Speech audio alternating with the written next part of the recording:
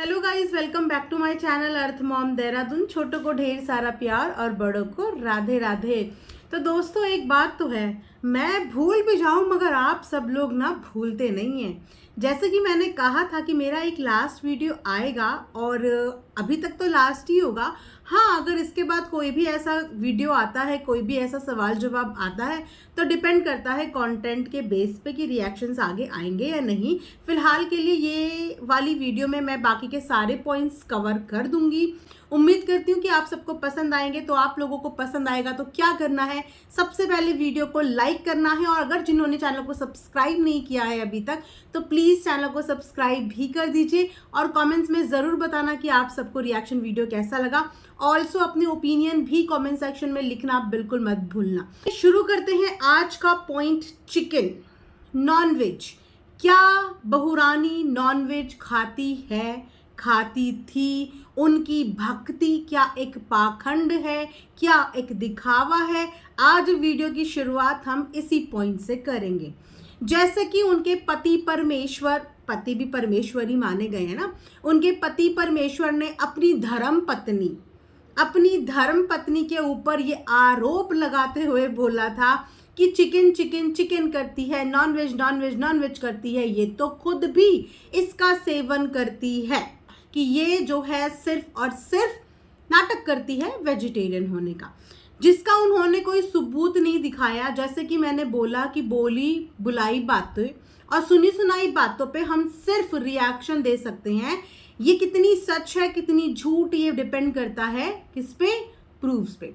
फिलहाल उन्होंने अपनी वाइफ पे एलिगेशन लगाया और वाइफ का वहां से वीडियो आया जहां पे उन्होंने अपने इस चिकन, अपने इन नॉनवेज वाले पार्ट की क्लैरिफिकेशन दी कि हाँ, मैं नॉन वेजिटेरियन थी। आज से 10-15 साल पहले मैं नॉन वेजिटेरियन थी। मैं होटल मैनेजमेंट में जब थी तो उस समय पे मैंने चिकन बनाया भी है, मैंने चिकन खाया भी है, मैंने चिकन काटा भी है।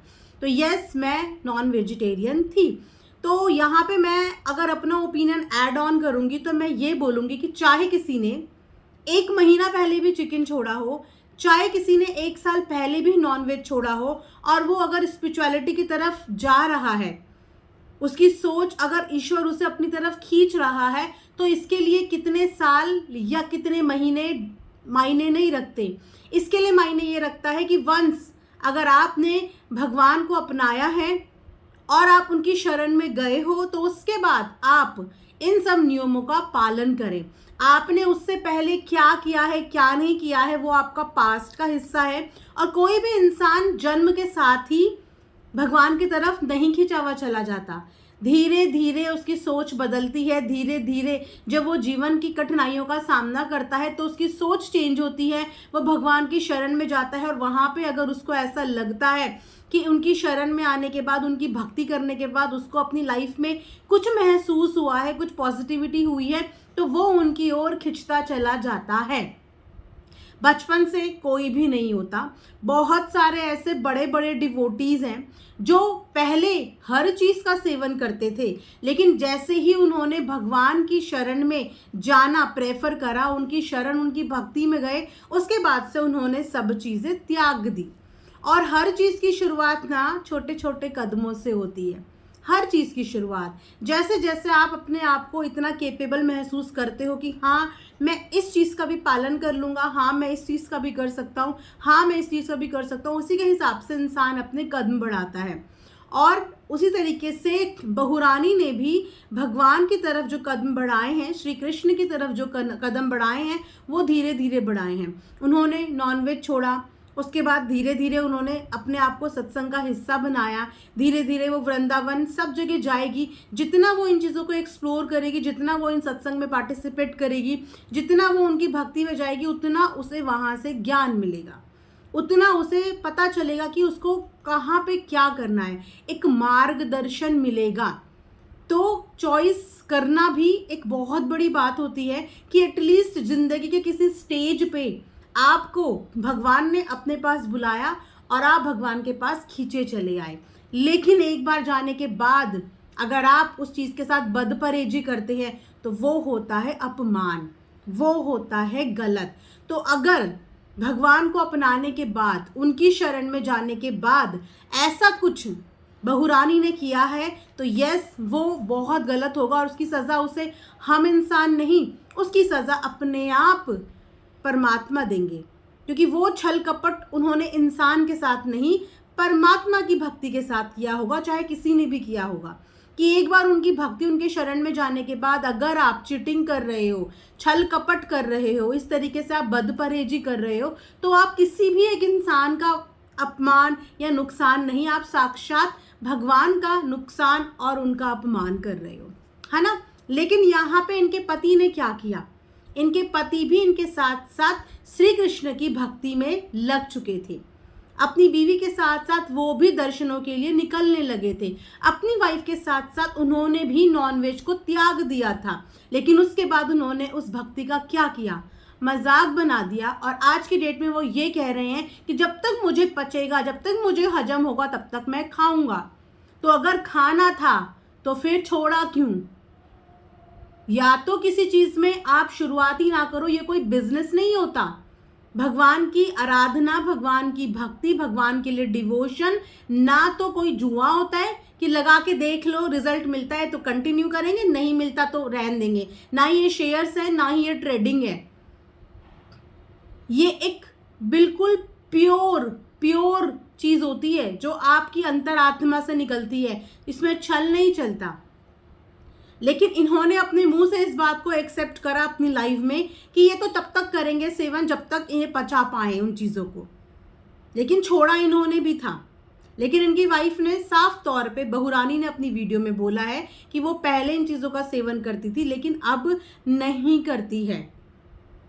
अब इसके बाद आते हैं नेक्स्ट पॉइंट जो इनकी बहुरानी ने अपने क्लैरिफिकेशन वीडियो में उठाया, इंसानियत। क्योंकि उनकी सास का कहना था कि ये मांस मछली खाने वाली नहीं है, ये तो इंसानों को खाने वाली है। आप समझ रहे हो कि अपनी बहू के लिए उन्होंने कितनी बड़ी बात बोल दी। इंसान कौन खाता है? इंसान, आप बताइए कि इंसानों का सेवन कौन करता है? मांस मछली खाते हुए इन लोगों का दिल नहीं पिघलता, जीव जंतु को खाते हुए इनका दिल नहीं पिघलता। चलिए, होते हैं बहुत लोग नॉन वेजिटेरियन के शौकीन, मैं उस चीज़ पे नहीं जाऊंगी, लेकिन आपने सामने वाले को इंसान खाने वाला बोल दिया। आप ये बताइए कि ऐसा कौन सा इंसान इनकी बहू खा गई, ऐसा कौन सा इंसान इनकी बहू ने खा लिया कि इन्होंने अपनी बहू को इंसान खाने वाला बोल दिया। ऐसे शब्द अपनी गृह लक्ष्मी के लिए, अपने घर की इज्जत के लिए, बहू के लिए किसी भी सास के निकल सकते हैं कि ये इंसान खाने वाली है? इंसानियत का एक एग्जाम्पल, एक छोटी सी स्टोरी इनकी बहू ने यहाँ पे शेयर करी कि अहमदाबाद के टाइम पे, जिस समय ये अहमदाबाद जा रहे थे, इनका एक लाइफ वाला बिजनेस चलता था, जिस बिजनेस को मेनली नाम इनका था पर चलाती पूरी इनकी बहुरानी थी। इसीलिए तो वो फेवरेट थी, क्योंकि उस समय पे उससे बहुत सारे काम निकलते थे। तो इन्हीं की टीम की एक मेंबर की हो गई तबीयत खराब ट्रेन में, उसकी तबीयत खराब हो गई, लेकिन इनके बेटे के अंदर इंसानियत थी और यही छोटी छोटी चीज़ें दोनों के बीच में थी, इसीलिए दोनों एक दूसरे के प्यार में पड़े। फैमिली से हटकर वो छोटी छोटी इंसानियत इनके बेटे के अंदर थी, लालू के अंदर ये सब चीज़ें थी। लालू ने उस लड़की की परेशानी, उस लड़की की बीमारी को समझा, लेकिन उनकी माँ ने अगले 2 दिन तक अपने बेटे को उसी बात के लिए ताना दिया कि तू क्या उसका पति है, तू क्या इसका ये है, तुझे इसका क्या पड़ा है। अरे वो तो फिर भी टीम की मेंबर थी, और टीम की मेंबर तो जिम्मेदारी होती है, टीम वर्क जिम्मेदारी होती है। वो तो फिर भी टीम की मेंबर थी। अगर कोई इंसान राह चलते भी किसी को तकलीफ में, दर्द में देख लेता है ना, तो उसको भी हॉस्पिटल पहुंचा देता है, उसको भी एक बार पूछ लेता है इंसानियत के नाते कि आप ठीक हो, आपको किसी हेल्प की ज़रूरत तो नहीं है। और इन्होंने अपनी टीम मेंबर को क्या बोला, अपने बेटे को, कि तू क्या उसका पति लग रहा है। और उसके बाद जब वो थोड़ी ठीक ठाक हो गई तो मुस्कुराते हुए वही फेकनेस का चोला ओढ़ के ये उनके सामने चले गए। ये कहानी इनकी बहू ने बताई है, इंसानियत, क्योंकि इन्होंने अपनी बहू को इंसान खाने वाली बोला। तो इंसान कौन खाने वाला है और इंसानियत को कौन मारने वाला है, ये इस कहानी को सुनने के बाद शायद आप लोगों को भी समझ में आ जाए। उसके बाद एक और कॉमन एलिगेशन, एक और कॉमन बात इससे पहले भी एक कॉमन बात हुई थी जो कि इनकी दूसरी पार्टी से मैच करती थी, और एक और कॉमन बात बहू रानी और इनकी देवरानी दोनों के बीच में मैच हुई है, बिजनेस, यूट्यूब बिजनेस। खैर ये मैच हो चाहे ना हो, ये बिजनेस वाला तो हमने खुद ने अपने कानों से सुना है। इनका एक रिकॉर्डिंग वायरल हुआ था, जिस रिकॉर्डिंग में ललाइन खुद बोल रही हैं कि यूट्यूब हमारा बिजनेस है, यूट्यूब हमारा बिजनेस। और शायद इसीलिए, इसी बिजनेस के लिए जब इनकी देवरानी ने ये काम करना शुरू करा था तो इनको पसंद नहीं आया, और इसीलिए इन्होंने अपनी देवरानी के कई सारे चैनल डिलीट करे थे, कई सारे चैनलों पे स्ट्राइक मारी थी, क्योंकि इनके हिसाब से वो इनका बिजनेस था, तो सामने वाले ने वो बिजनेस कैसे शुरू कर दिया। मैं यहाँ पे पूछना चाहूँगी यूट्यूब इंडिया से कि क्या आपने यूट्यूब चैनल की अथॉरिटी इनके पास दे दी है, या आपने इनको ये पूरा बिजनेस दे दिया है और ये अपने हिसाब से चाहें तो वो फ्रेंचाइजी सबको बांट सकते हैं कि हाँ ये चला सकता है, हाँ ये चला सकता है। आखिर ये यूट्यूब को अपना बिजनेस क्यों बताते हैं और अपना ही बिजनेस क्यों बताते हैं? यूट्यूब इंडिया से सवाल है, जवाब चाहिए जनता को इस बात का यूट्यूब इंडिया से कि क्या आपने अपने बिजनेस के लिए इनकी फैमिली को, ललाइन जी को हायर कर लिया है, या बिजनेस पे उनका कॉपीराइट हो गया है? क्योंकि इनकी बहू ने भी यही बताया कि इनको प्रॉब्लम हो जाती है, जैसे जैसे सामने वाला अपने चैनल पे काम करना शुरू करता है, उसको कुछ व्यूज़ वगैरह आने लगते हैं तो इनको प्रॉब्लम हो जाती है। अच्छा, इनको प्रॉब्लम उनके चैनल से तब तक नहीं थी क्योंकि तब तक उनके चैनल की इनको ज़रूरत थी, क्योंकि उस समय पे ये अपनी देवरानी के साथ जिस केस में उलझे हुए थे उसमें इन्होंने टाइम टू टाइम अपनी बहुरानी का कई बार यूज़ किया, कि ये बात ये बहुत अच्छे से जानती थी कि इनकी बहुरानी को ऑडियंस प्यार करती है, पसंद करती है उसकी सादगी की वजह से। तो उसका ख्याल रखते हुए इन्होंने अपनी बहुरानी से टाइम टू टाइम उनके चैनल का यूज़ करते हुए अपने लिए, अपने पक्ष के लिए वीडियोज़ बनाई, और वीडियोस बनाने के बाद जब उसको सामने वाली पार्टी के सब्सक्राइबर द्वारा गाली गलौज भी मिला, बहुत कुछ भी बोला गया, तब इन्होंने अपनी बहुरानी के सपोर्ट में आके कुछ नहीं बोला। यही शिकायतें कर रही थी कि इन्होंने मेरे से 3 से 4 बार वीडियोस बनाई, मेरा बनाने का मन नहीं होता था क्योंकि मैं वो गालियां नहीं ले पाती थी, सामने वाले के फॉलोवर्स मेरे पे टूट पड़ते थे और यहाँ वाले मेरी बहुत बढ़ाई करते थे। वाह, तब तक तो बहुरानी बेस्ट बहू थी, इतनी तारीफ, इतनी तारीफ। कमेंट सेक्शन जाके देख लो, आप इनके कमेंट सेक्शन जाके देख लो कितनी तारीफ के पुल बांधते थे उन दिनों ये बहुरानी के, क्योंकि उन दिनों बहुरानी अपनी परिवार का साथ दे रही थी, एक बहू होने का फर्ज निभा रही थी, तब तक वो एक बहुत अच्छी बहुरानी थी।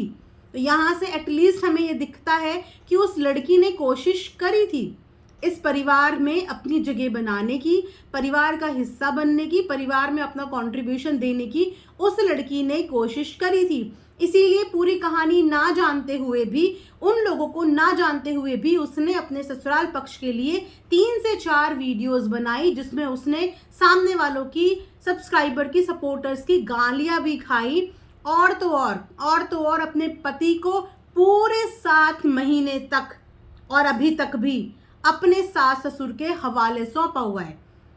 यहाँ तक कि उनके घर में FIR के लिए भी उस दिन वो लोग निकले जिस दिन उनका बेटा यहाँ से चंडीगढ़ से उनके पास पहुँच गया था, और उसके बाद वो बेचारा मुड़ के अपनी बीवी के पास आया नहीं। तो देखा जाए तो उस लड़की ने क्या सेक्रीफाइस नहीं किया। अगर वो सच में ही उनके बेटे को कंट्रोल करने की कोशिश कर रही होती तो वो अपने पति को वहाँ नहीं भेजती। और इतने महीनों के लिए कौन सी लड़की अपने पति को भेज देती है गाइस? पूरे के पूरे 7 मंथ्स हो चुके हैं, 7 मंथ्स। और इन्होंने क्या एक्सक्यूज दिया है इसमें कि हमें तो बार बार जगह जगह भटकना पड़ता है, जगह जगह भ्रमण करना पड़ता है, हमें पुलिस पकड़ने का डर है, हमें ये डर है। अगर पुलिस सच में इन्हें पकड़ने पे आए तो ये दुनिया के किसी कोने में छुप जाए, पुलिस इन्हें वहां से खींच के ले आएगी। लेकिन उसके बाद भी ये लोग केस की एवज में कभी एक सिटी, कभी दूसरे सिटी, और जिस जिस सिटी जा रहे हैं उस जगह पे अपने बेटे को अपने साथ ले लेके जा रहे हैं। उसको इन्होंने नहीं बोला कि बेटा 7 महीने हो गए, 2-4 दिन की बात नहीं है। इनको जब जरूरत होती ये तब उसको बुला सकते थे और वो तब इनके पास आ जाता। लेकिन पूरे 7 महीने तक ये अपने बेटे को अपने साथ ले लेके डोल रहे हैं, एज इफ कि उनके बेटे की अपनी पत्नी के प्रति कोई जिम्मेदारी ही नहीं है। कितने महीने तक वो लड़की इंतजार करे? 1 महीना, 2 महीना, 3 महीना, पूरे 7 महीने आज उसे हो चुके हैं। आप जाके इनकी व्लॉग की, वो पहले व्लॉग की डेट देख लेना जिस दिन से इनका पति, बहू रानी का पति, अपने पेरेंट्स के पास गया, और आज तक पूरे 7 महीने हो गए हैं। केस तो चलते रहते हैं, लेकिन ये लोग तो भ्रमण पे निकल रहे हैं ना, भ्रमण पे निकल रहे हैं। घर गृहस्थी किसकी डिस्टर्ब हुई? घर गृहस्थी हुई इनके बेटे बहू की डिस्टर्ब। कॉम्प्रोमाइज किसने करा? इनकी बहू ने किया। क्या कोई लड़की इतना महीने का कॉम्प्रोमाइज करती है? जहां पे ये अलग अलग शहरों में डोल सकते हैं, वहां पे क्या अपने बेटे को ये नहीं बोल सकते कि जाके उसके पास चला जा? यहाँ पे भी तो हम बाहर ही रह रहे हैं, कभी कहीं कभी कहीं कभी कहीं। इससे अच्छा तो उसके पास चला जा। चल 1 महीने यहाँ रह ले, 1 महीने उसके पास चला जा। मुश्किल से इस पूरे 7 महीनों में वो शायद 1, 2 या 4, 5 दिन से ज्यादा नहीं रहे होंगे, वो भी कॉन्टिन्यूशन में नहीं रहे। तो आप बताइए ना कि यहाँ पे उस लड़की ने इस घर का हिस्सा बनने के लिए कहाँ पे अपनी साइड से कंट्रीब्यूशन नहीं दिया।